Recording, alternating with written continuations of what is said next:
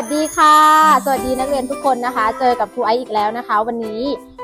ครูไอซ์จะพานักเรียนไปฝึกอ่านออกเสียงพยัญชนะต้นนะคะตั้งแต่กอไก่จนถึงงอนกฮูกเลยนะคะเพื่อเป็นพื้นฐานในการอ่านสะกดคำของเรานั่นเองค่ะถ้านักเรียนพร้อมแล้วนะคะไปกันเลยฝึกออกเสียงกอไก่ถึงงอนกฮูกกอไก่อ่านว่ากอขอไข่อ่านว่าขอขวดอ่านว่าขอคอควายอ่านว่าคอคนอ่านว่าคอระฆังอ่านว่าคององูอ่านว่างอจอจานอ่านว่าจอชอชิงอ่านว่าชอช้างอ่านว่าชอซอโซ่อ่านว่าซอชอเชออ่านว่าชอยอหญิงอ่านว่ายอดอชดา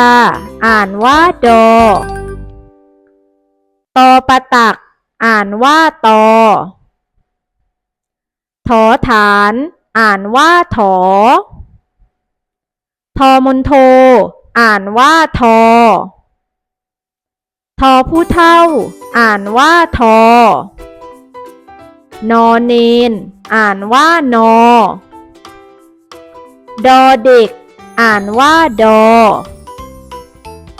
ตอเต่าอ่านว่าตอถอถุงอ่านว่าถ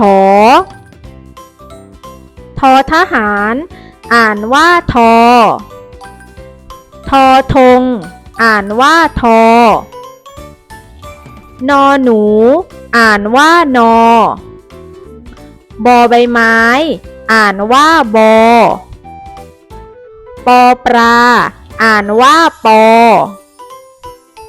ผอพึ่งอ่านว่าผอฝอฝาอ่านว่าฝอพอพานอ่านว่าพอฟอฟันอ่านว่าฟอพอสำเภาอ่านว่าพอมอม้าอ่านว่ามอยอยักษ์อ่านว่ายอรอเรืออ่านว่ารอลอลิงอ่านว่าลอ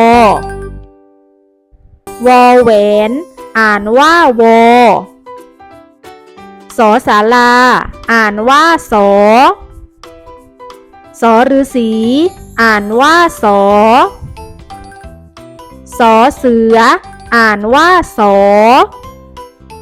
หอหีบอ่านว่าหอลอจุฬาอ่านว่าลออ่างอ่านว่าอหอนกฮูกอ่านว่าฮอ